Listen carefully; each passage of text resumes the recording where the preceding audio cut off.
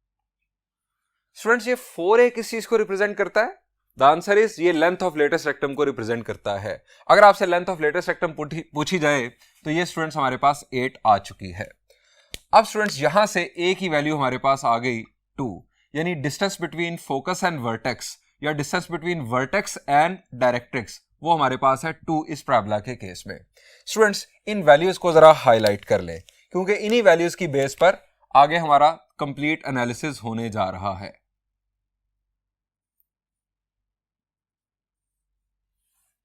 अब स्टूडेंट्स सबसे पहले हम लिखेंगे vertex.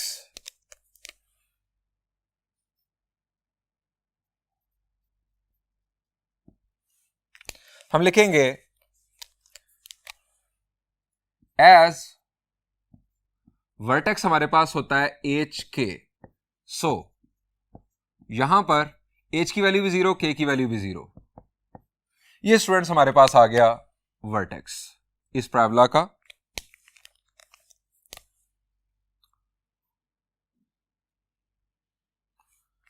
Next we have focus.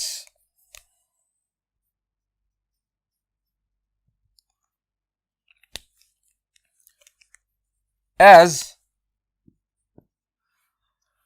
Focus के कोऑर्डिनेट्स हमने मालूम किए थे a,0, हम यहां पर लिखेंगे फोकस a प्लस एच और 0 प्लस के, ये हमारे पास आ जाएगा k। अब यहां पर वैल्यूज पुट कर देते हैं। a plus 0, 2 plus 0 will be 2 और k की वैल्यू 0 है तो ये एज इट इज 0। ये स्टूडेंट्स आ गया हमारे पास फोकस।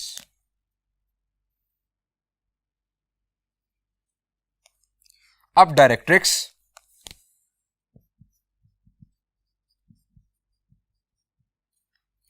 स्टूडेंट्स डायरेक्ट्रिक्स की इक्वेशन हमने मालूम की x इक्वल टू -a। इसमें चूंकि ये x की वैल्यू है इसमें h ऐड कर देंगे as x equal to -a plus h। अब इसमें वैल्यूज पुट करते हैं x इक्वल टू -a की वैल्यू है 2 plus 0, x plus 2 is equal to 0। ये स्टूडेंट्स हमारे पास आ गई डायरेक्ट्रिक्स की इक्वेशन। अब स्टूडेंट्स इसके बाद हमसे नहीं पूछा गया, हम बता देते हैं फिर भी, ताकि अगर पूछा जाए तो आपको पता हो कि किस तरह मालूम करना है एक्सेस। स्टूडेंट्स हमने थिंकिंग प्रोसेस में देखा था कि y इज इक्वल टू 0 हमारा जो है वो एक्सेस की इक्वेशन है। y की वैल्यू में हमने k ऐड करना है।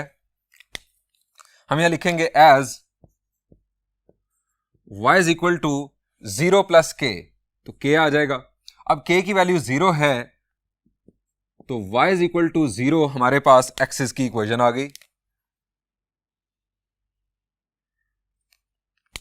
अब स्टूडेंट्स इसके बाद लेटेस्ट रेक्टम की equation.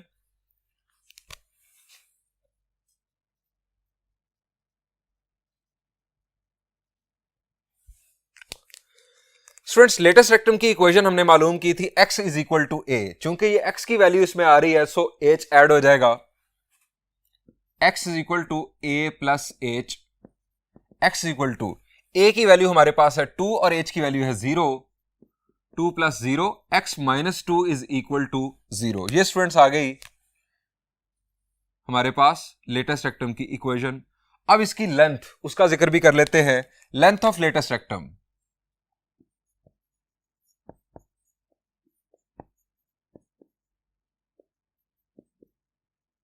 is equal to 4a, that is 4 into 2, that is 8। ये स्टूडेंट्स आ गई हमारे पास लेंथ ऑफ लेटेस्ट रेक्टम। हमने तमाम एलिमेंट्स मालूम कर लिए इस पैराबोला के लिए, हालांकि हमें वर्टेक्स, फोकस और डायरेक्ट्रिक्स मालूम करने के लिए कहा गया था। अब स्टूडेंट्स आते हैं इसकी स्केचिंग की जानिब। हम यहां लिखेंगे ग्राफ स्केचिंग।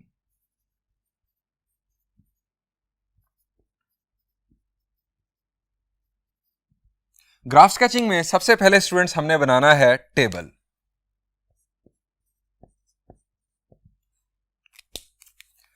स्टूडेंट्स टेबल आप कैसे बनाएंगे? स्टूडेंट्स एक कॉलम होगा आपका x और दूसरा कॉलम आपका होगा y।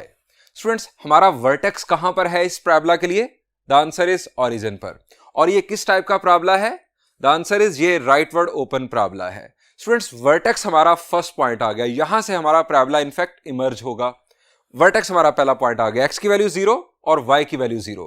अब चूंकि ये राइटवर्ड ओपन पैराबोला है, अब राइटवर्ड ओपन पैराबोला है और हमारा फोकस भी एक्स एक्सिस के ऊपर मौजूद है, सो हम क्या करेंगे, हम x की वैल्यूज 0 से ग्रेटर यहां पर चूज करेंगे। आप जितनी ज्यादा वैल्यूज चूज करेंगे और उनके अगेंस्ट y की वैल्यूज कैलकुलेट करेंगे, उतना ज्यादा रिफाइंड पैराबोला आपके सामने आएगा। मैं आपको रिकमेंड करूंगा कि 4 वैल्यूज इनफ होंगी, यानी यहां पर आप x की वैल्यू 1, x की वैल्यू 2, x की वैल्यू 3 और x की वैल्यू 4 के अगेंस्ट y वैल्यूज कैलकुलेट करेंगे। ये स्टूडेंट्स हमने x की वैल्यू 1 के अगेंस्ट y की वैल्यूज कैलकुलेट कर ली, 2 वैल्यूज आ गई, यानी ये 2 पॉइंट्स आ गए। अब x की वैल्यू 2 के अगेंस्ट y की 2 वैल्यूज आ गई, फर्दर 2 पॉइंट्स आ गए। इसी तरह x की वैल्यू 3 के लिए भी 2 वैल्यूज आ गई और x की वैल्यू 4 के लिए भी आपके पास 2 वैल्यूज आ गई। ये स्टूडेंट्स हमारे पास टोटल हो गए 9 पॉइंट्स, यानी एक वर्टेक्स और फर्दर हमने ये 8 पॉइंट्स मालूम कर लिए। अब स्टूडेंट्स आप आ जाएं XY प्लेन पर। XY प्लेन पर आके आप ये 9 के 9 पॉइंट्स आप लोकेट करें, इनके डॉट्स प्लेस करें। इन डॉट्स को देन आप एक स्मूथ कर्व के जरिए ज्वाइन करें। कीप इन माइंड कि आप पैराबोला बनाने जा रहे हैं, इसमें कोई कॉर्नर नहीं आता। दोनों साइड्स पर आप जो दोनों एंड पॉइंट्स हैं वहां पर आप एरोहेड बना दें, जो ये शो करेगा कि ये नेवर एंडिंग है। फोकस मेंशन कर दें कैपिटल F, उसके साथ उसके कोऑर्डिनेट्स, और देन डायरेक्ट्रिक्स लाइन ड्रॉ करके उसकी इक्वेशन भी साथ मेंशन कर दें। ये स्टूडेंट्स हमारी स्केचिंग मुकम्मल हुई। आइए बढ़ते हैं एक और प्रॉब्लम की जानिब।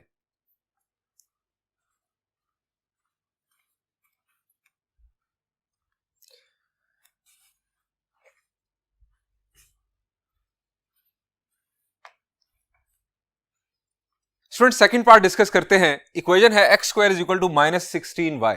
स्टूडेंट्स हम अपनी जजमेंट कर चुके हैं, ये डाउनवर्ड ओपन पैराबोला है। अब स्टूडेंट्स आप फौरन क्या करेंगे, आप एक ऐसा डाउनवर्ड ओपन पैराबोला बनाएंगे जिसका वर्टेक्स ओरिजिन पर होगा।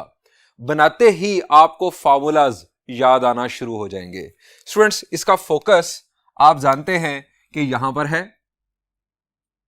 अब स्टूडेंट्स फोकस आ गया y एक्सिस के ऊपर, इसका मतलब है कि फोकस का जो x कोऑर्डिनेट है वो होगा 0, और चूंकि वर्टेक्स से फोकस तक जो डिस्टेंस होता है वो a यूनिट होता है और आप आ गए हैं इस दफा नेगेटिव x एक्सिस के ऊपर, सो इस पॉइंट का y कोऑर्डिनेट होगा -a। फोकस के कोऑर्डिनेट्स आ गए 0, -a। अब वर्टेक्स से आप ऊपर a यूनिट्स आएंगे तो यहां से गुजरेगी आपकी डायरेक्ट्रिक्स लाइन। डायरेक्ट्रिक्स लाइन आप ड्रॉ कर दें, डायरेक्ट्रिक्स लाइन। अब स्टूडेंट्स यहां पर y की वैल्यू है a, तो इसकी इक्वेशन होगी y is equal to a। अब स्टूडेंट्स इसका एक्सिस ऑफ सिमेट्री, ये स्टूडेंट्स इसका एक्सिस ऑफ सिमेट्री ये है y एक्सिस। y एक्सिस की इक्वेशन आप जानते हैं x इज इक्वल टू 0। अब स्टूडेंट्स बात करते हैं इसके लेटेस्ट रेक्टम की इक्वेशन की। स्टूडेंट्स लेटेस्ट रेक्टम एक फोकल कॉर्ड होती है जो एक्सिस के परपेंडिकुलर हो, यानी ये है हमारा latus rectum.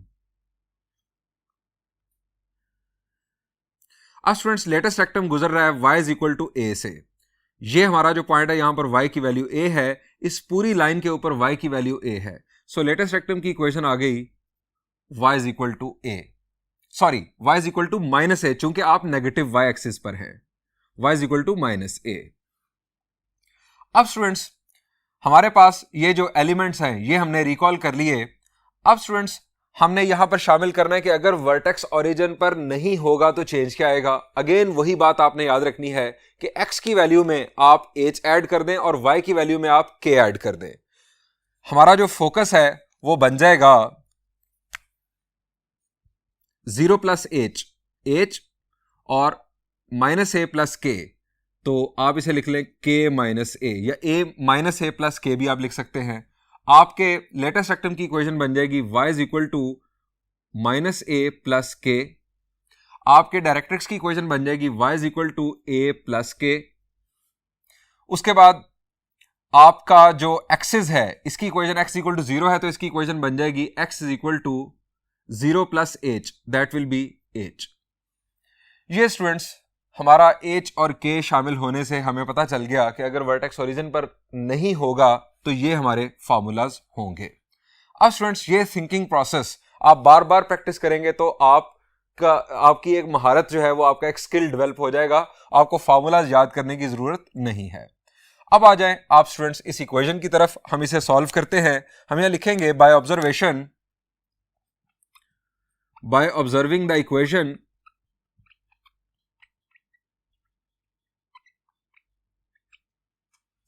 it is a downward open parabola. Comparing it with the standard equation.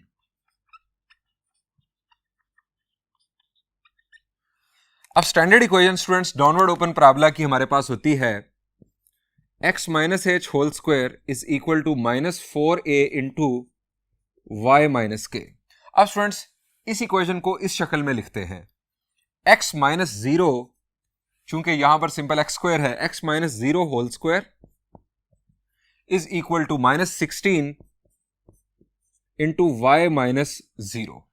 अब स्टूडेंट्स यहां से हमें h, k और a की वैल्यूज मिलने जा रही हैं। Here h is equal to, h की वैल्यू स्टूडेंट्स आ रही है 0, k की वैल्यू भी 0 यानी वर्टेक्स आ गया ओरिजिन पर, और 4a की वैल्यू आ रही है 16।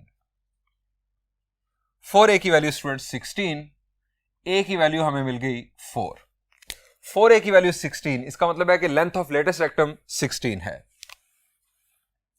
ये चार वैल्यूज हाईलाइट कर लें क्योंकि इन चार वैल्यूज की बेस पर हमारा सॉल्यूशन मुकम्मल होगा। अब स्टूडेंट्स हम सबसे पहले लिखते हैं वर्टेक्स।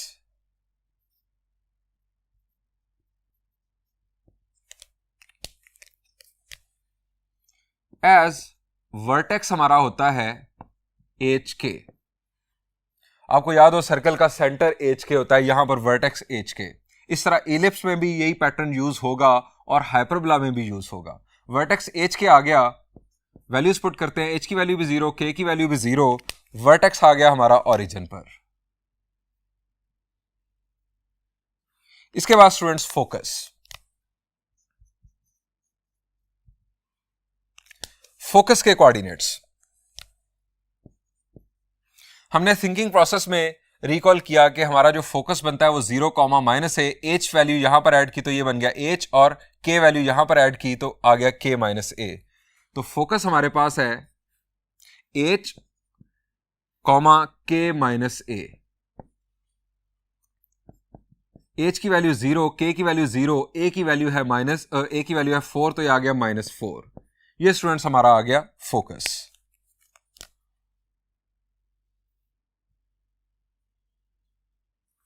अब स्टूडेंट्स हमारा डायरेक्ट्रिक्स।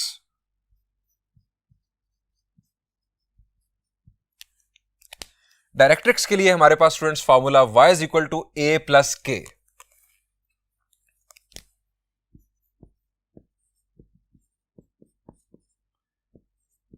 a की वैल्यू स्टूडेंट्स हमारे पास है 4, k की वैल्यू है 0, y minus 4 is equal to 0। ये हमारे पास आ गई डायरेक्ट्रिक्स की इक्वेशन। अब स्टूडेंट्स बात करते हैं एक्सिस की इक्वेशन की। एक्सिस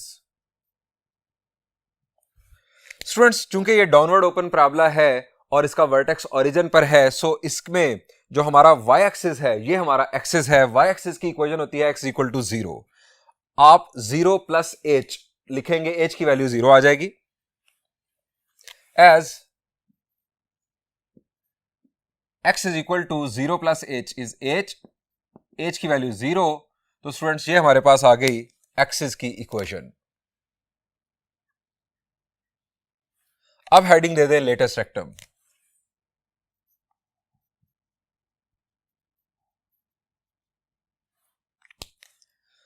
स्टूडेंट्स लेटेस्ट रेक्टम के लिए इस सूरत में हमने थिंकिंग प्रोसेस में देखा था, हमारा फॉर्मूला है लेटेस्ट रेक्टम की इक्वेशन का y is equal to -a plus k. y is equal to -a, a की वैल्यू है 4, k की वैल्यू है 0, y plus 4 is equal to 0 और length of latus rectum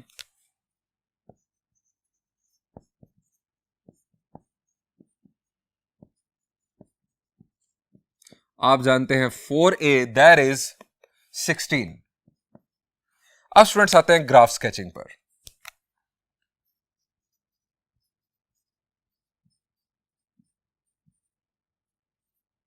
graph sketching में सबसे पहले टेबल।